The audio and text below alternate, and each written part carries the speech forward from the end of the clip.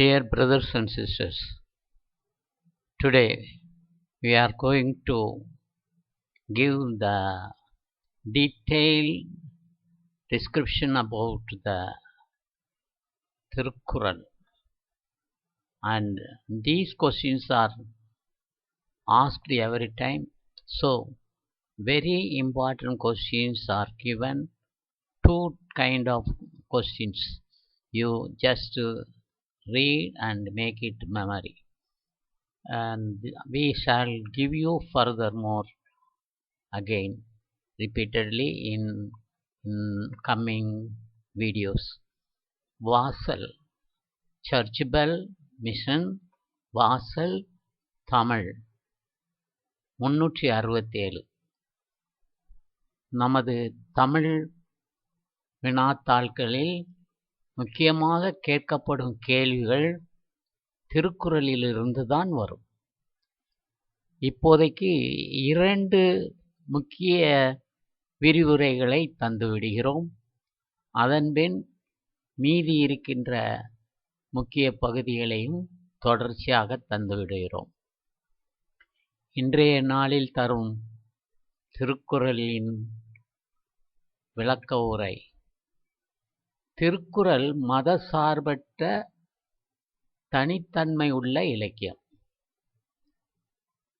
திருவள்ளுவர் எந்த மதத்தையும் தனது இலக்கிய வரிகளில் சேர்த்து கொள்ளவில்லை.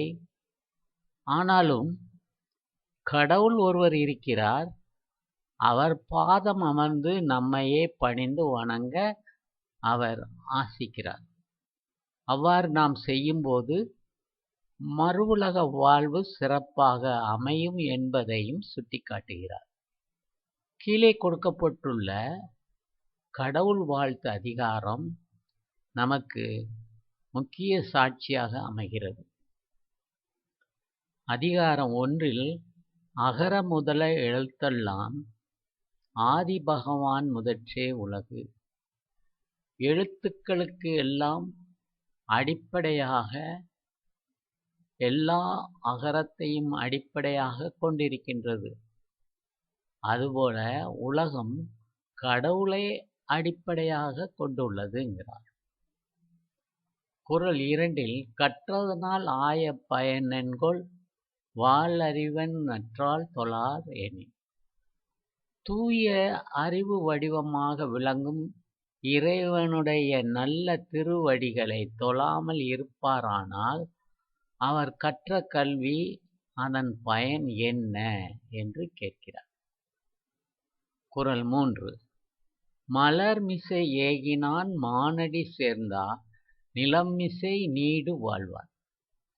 அன்பரின் அகமாகிய மலரில் வீற்றிருக்கும் கடவுளின் சிறந்த திருவடிகளை நினைத்து இந்த வாழ்வை வாழ்ந்து கொண்டிருந்தோமானால் மறுவுலக வாழ்வு இன்ப உலகில் நிலைத்து வாழ முடியும் என்கிறார். குறள் 4 வேண்டுதல் வேண்டாமை இலானடி சேர்ந்தார்க்கு யாண்டும் இடும்ப இல. வெறுப்பு விருப்பு இல்லாத கடவுளின் திருவடிகளை பொருந்தி நினைக்கின்றவர்களுக்கு எப்போதும் எவ்விடத்திலும் துன்பமில்லை. அவர் நம்மை பாதுகாத்து கொள்கிறார். அவர் அவருடைய உள்ளங்கையில் நம்மை பொதித்து கொள்கிறார். அவருடைய திருவடிகளை மட்டும் நாம் தொடர்ந்து பாதம் பணிந்து நிற்க வேண்டும். இதுதான் முக்கியம். குறள் 5 இருள் சேர் இருவினையும் சேரா இறைவன் பொருள் சேர் புகழ் புரிந்தார் மாட்டு.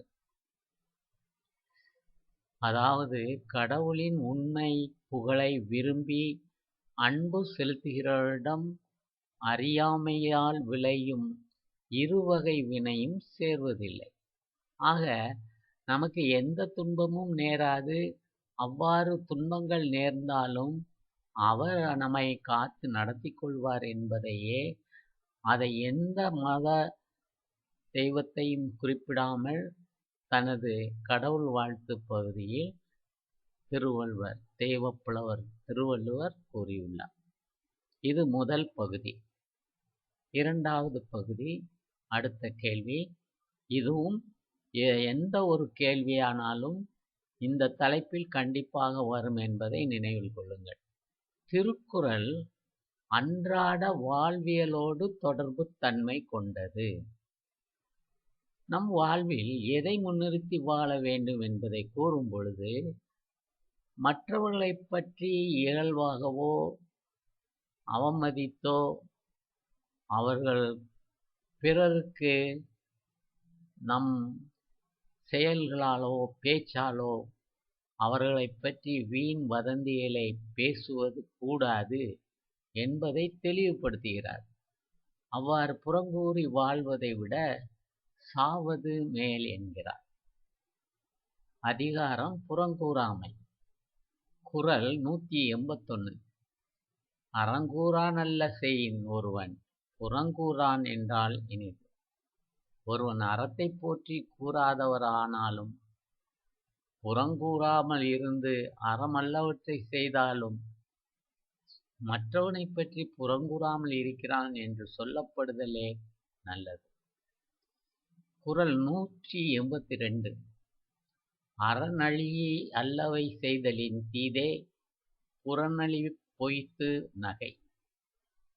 அறத்தை அழித்து பேசி அறமல்லாதவைகளை செய்வதை விட ஒருவன் இல்லாத இடத்தில் அவனை பழித்து பேசி நேரில் பொய்யாக முகம் மலர்ந்து பேசுதல் தீமையாகும். நேருக்கு நேராக பேசும்போது வேறு விதமாக பேசுவோம். ஆனால் பின்னால் அவங்க போன பிற்பாடு நாம் தீயதாக பேசினால் அது நல்லதல்ல. கவனித்துக் கொள்ளுங்கள்.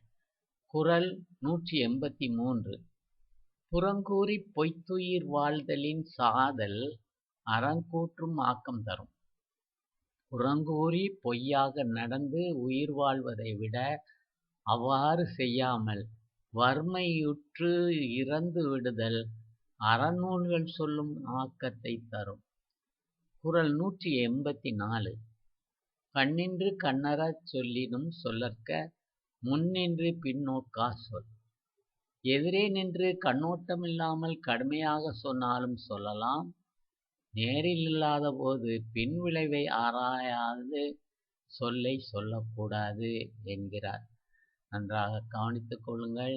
இதெல்லாம் நீங்கள் எழுதும்போது வாழ்வு சம்பந்தமாக அவர் என்ன சொல்கிறார், நம் வாழ்வியலோடு தொடர்பு கொண்டது இந்த ஒரு முக்கியமான புறங்கூறாமை என்பதை நினைத்து கட்டுரையாக கேட்டிருந்தால் அதனை சிறப்பாக எழுதிக் கொள்ளுங்கள். நன்றி.